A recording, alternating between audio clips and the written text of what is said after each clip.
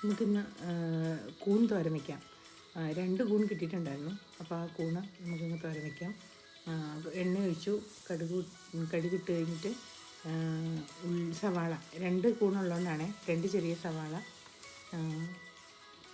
അതിനുശേഷം അതിലേക്ക് കുറച്ച് കറിവേപ്പില ഇട്ട് ഇളക്കി, ജസ്റ്റ് ഒന്ന് ഇളക്കിയാൽ മതി, ഒരുപാടങ്ങ് വേണ്ട. എന്നിട്ട് ഉപ്പ് പാകത്തിന്, ഉപ്പ് അധികം ഇടണ്ട കേട്ടോ, കൂണിന് അധികം ഉപ്പ് വേണ്ട, അപ്പോഴേക്കും ഉപ്പ് കൂടുതലാവും. പിന്നെ പച്ചമുളക് അരിഞ്ഞത്.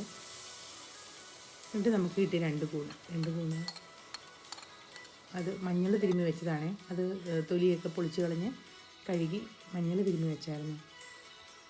അതിലേക്ക് ഇനി തേങ്ങയും കൂടി ഇടുക. ഇത്രേ ഉള്ളൂ.